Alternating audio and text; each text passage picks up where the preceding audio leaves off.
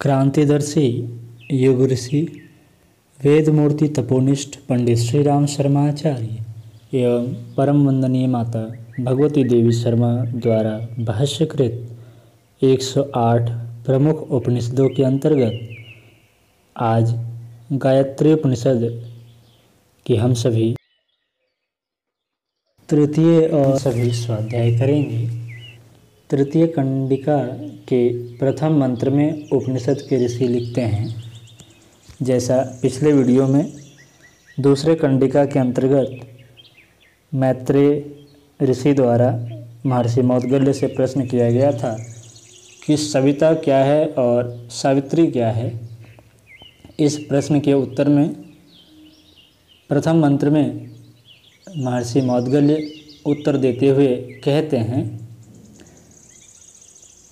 मन ही सविता अर्थात प्रेरक तत्व और वाणी सावित्री अर्थात प्रेरित तत्व हैं। जहाँ पर मन है वहाँ वाणी है, जहाँ वाणी है वहाँ मन है। ये दो एक युग्म है। योनि अर्थात उत्पादक केंद्र रूप है। दूसरे मंत्र में उपनिषद के ऋषि लिखते हैं, अग्नि ही सविता है और पृथ्वी सावित्री है। जहाँ पर अग्नि है वहाँ पृथ्वी है, जहाँ पृथ्वी है वहाँ अग्नि है।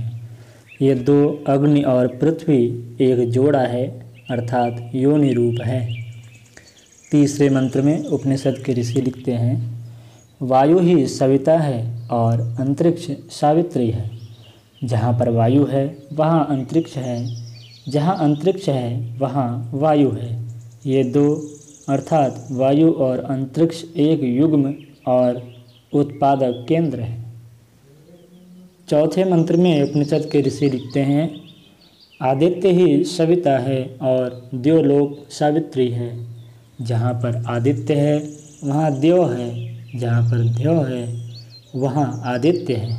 ये दोनों द्यो और आदित्य एक जोड़ा है और उत्पत्ति केंद्र है। पांचवें मंत्र में उपनिषद के ऋषि लिखते हैं, चंद्रमा ही सविता है और नक्षत्र सावित्री है। जहाँ चंद्रमा है वहाँ नक्षत्र है तथा जहाँ नक्षत्र है वहाँ चंद्रमा है। ये दोनों चंद्रमा और नक्षत्र एक जोड़ा और उत्पत्ति केंद्र है। छठवें मंत्र में उपनिषद के ऋषि लिखते हैं, दिन ही सविता है और रात्रि सावित्री है। जहाँ पर दिन है वहाँ रात्रि है, जहाँ रात्रि है वहाँ दिन है। ये दो अर्थात दिन और रात्रि उत्पत्ति केंद्र है, एक जोड़ा है। सातवें मंत्र में उपनिषद के ऋषि लिखते हैं, उष्णता ही सविता है और शीत सावित्री है। जहाँ उष्णता है वहाँ शीत है, जहाँ शीत है वहाँ उष्णता है। ये दोनों अर्थात उष्णता और शीत एक जोड़ा और उत्पत्ति केंद्र है।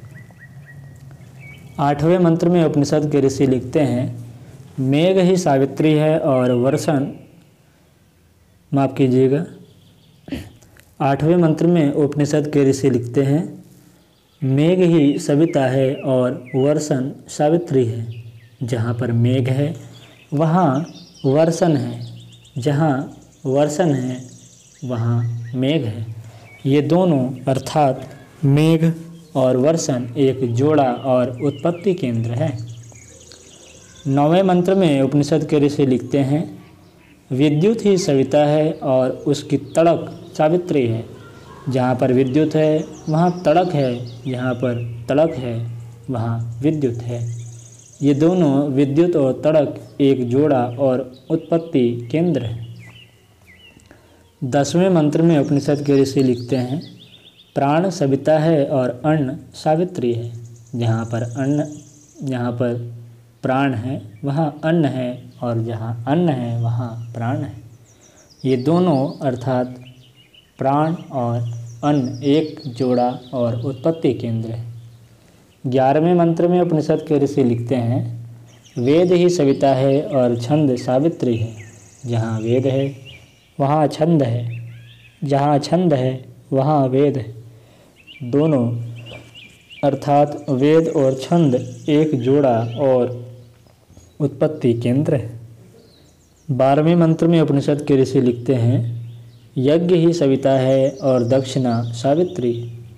जहाँ यज्ञ है वहाँ दक्षिणा है और जहाँ दक्षिणा है वहाँ यज्ञ है। ये दोनों अर्थात यज्ञ और दक्षिणा एक जोड़ा और उत्पत्ति केंद्र है।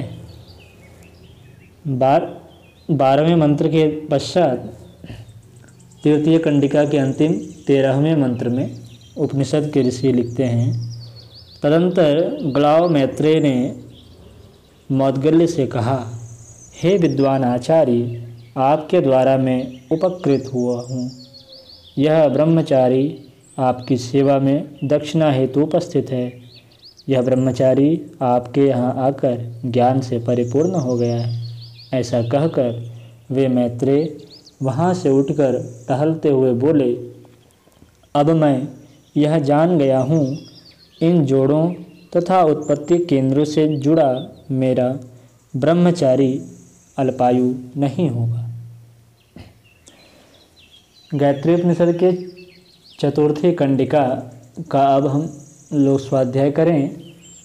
चतुर्थ कंडिका के प्रथम मंत्र में उपनिषद के ऋषि लिखते हैं, मौद्गल्य ने मैत्रेय से कहा, यह ब्रह्म ही श्री रूप, प्रतिष्ठा रूप और आश्रय रूप है, इसलिए आप तप करें। यदि तपः व्रत को धारण किया जाए तो सत्य में प्रतिष्ठा होती है।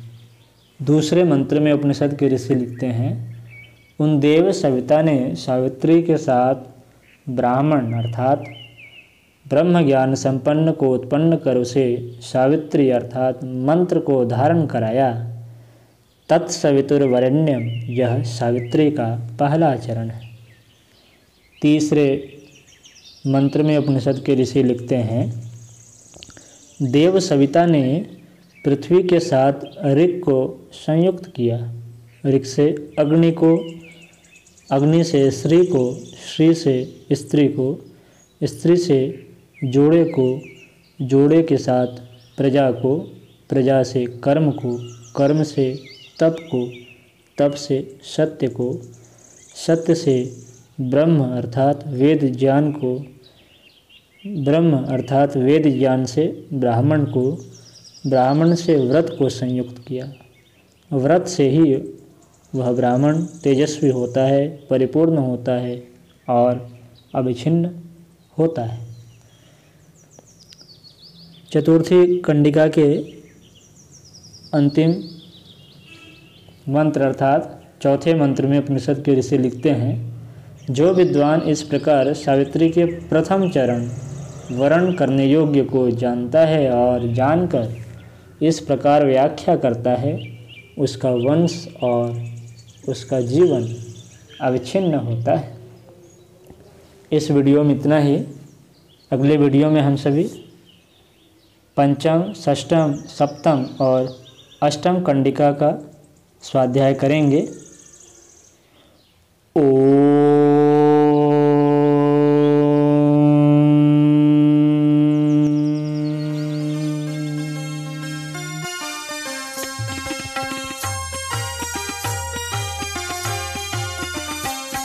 चलो गुरुदेव के सपने सजाने की शपथ ले ली।